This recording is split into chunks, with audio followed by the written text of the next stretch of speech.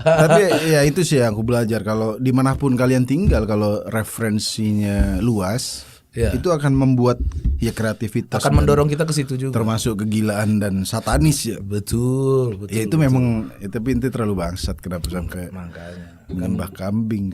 aku tuh SMP tuh 40 siswa aku nomor 39 Rankingnya yang 40. Bangga aku. Nah itu sebuah kebanggaan. Beda-beda dong.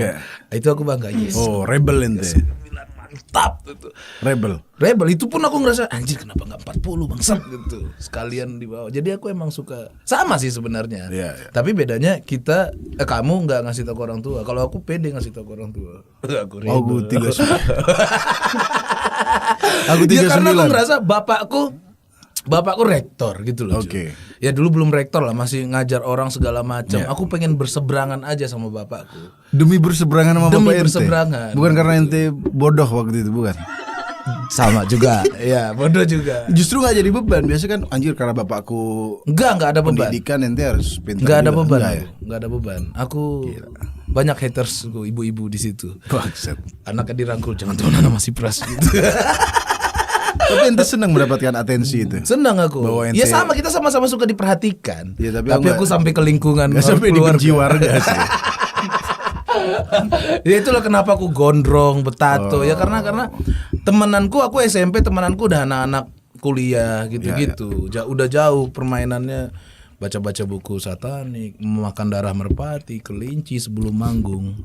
Kalau aku sih yang kenakalan kayak gitu enggak. Paling aku dari segi agama.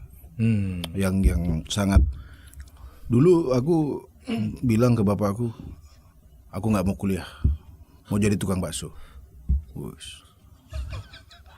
Itu aku nggak nakal tapi langsung pola pikir. Bapakmu ngomong why? Ada. Itu asal why pertama itu dia aku mau jadi supir truk atau enggak tukang bakso. Aku nggak mau kuliah. Ya padahal orang tuaku nggak kaya raya tapi mampu lah nguliain anaknya. Iya. Tapi aku nggak mau kuliah. Kenapa kamu nggak mau kuliah? Jawabanku gini, hidup di dunia hanya sebentar. Mending satanis gampang dilurusin. Kalau ini udah kena pola pikir.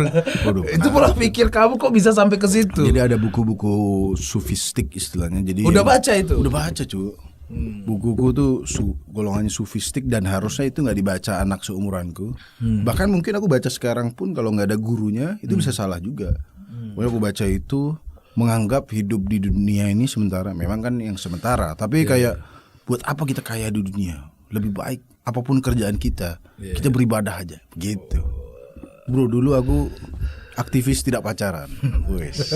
Dulu SMA aku malam minggu yang lain sama cewek aku, wah saya tidak pakai sarung, pakai ini. Enggak begitu. Emang di kota Anda pakai sarung semua kan? Enggak, tapi anak-anak mudanya kalau malam minggu ya berdandan lah. Aneh rebel juga. Oh, malam minggu. Tapi rebelku agama. Gitu, yang aktivis jangan pacaran. Maksudnya haram. Kamu agama yang kuat gitu. Agama yang kuat. Menyerang. Dan aku di sekolahku tuh kayak aku doang yang berdakwah, bro. Gila. Udah hijrah, sebelum hijrah deh. Tapi masih dengerin musik. Jadi pokoknya aku aktivis dakwah, aku tidak mau pacaran. Terus orang tua aku melihat anaknya begitu malah khawatir, su. Stres. Ya iyalah bro, tiba-tiba mau jadi tukang bakso ya kan. Itu bener kamu bilang mau jadi tukang bakso? Beneran. Karena ya itu tadi, ya berpikirannya yang menurutku salah juga. Karena terlalu sempit menerjemahkan sesuatu. Kayak berarti kalau hidup sementara berarti kita nggak usah kerja. Kita miskin juga nggak apa-apa. Padahal mungkin dengan jadi orang yang sukses bisa membantu yang lain gitu. Tapi pola pikir itu nggak ada, pokoknya akhirat. Dan kenapa akhirnya memilih tetap kuliah? Karena sudah sadar beberapa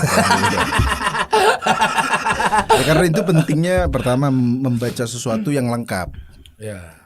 Terus juga ya akhirnya berguru juga gitu. Karena kalau kita nggak lengkap ya dikira begitu maksudnya.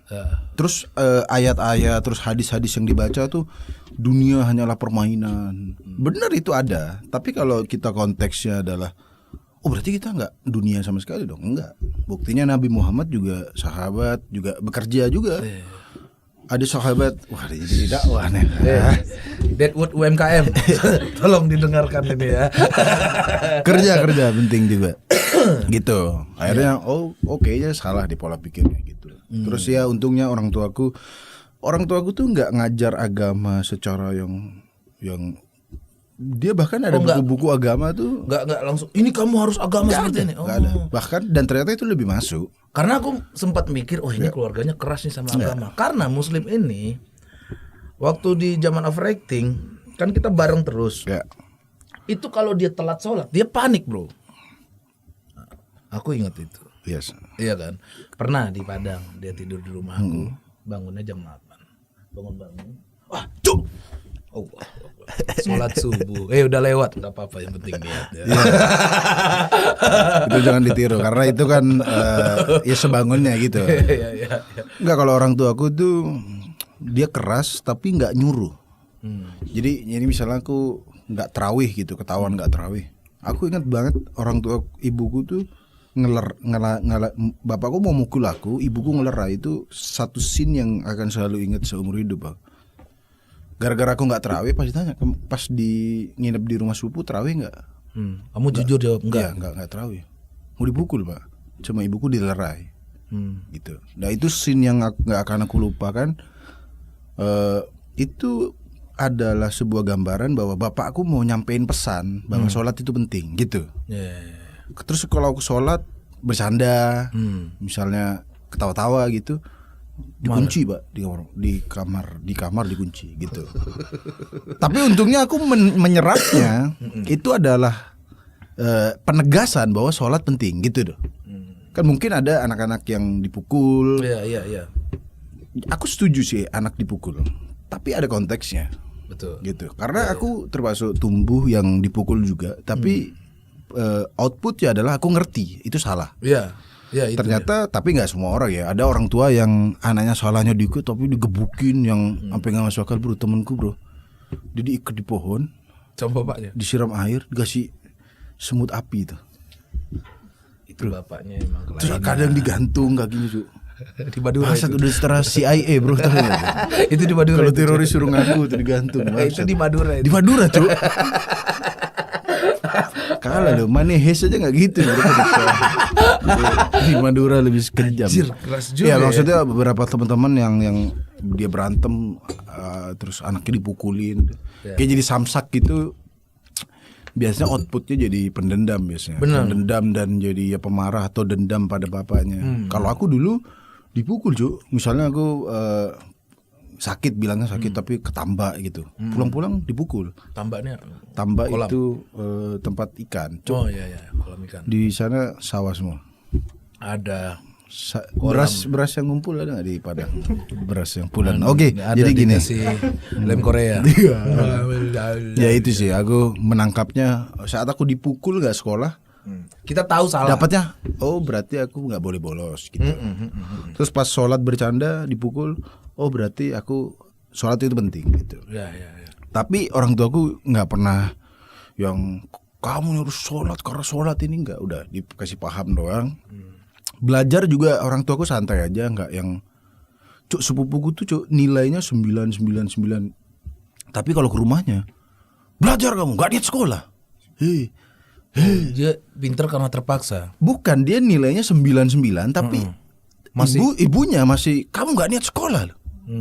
Kalau kita nilai 9 udah dipanggil nabi kayak di sekolah.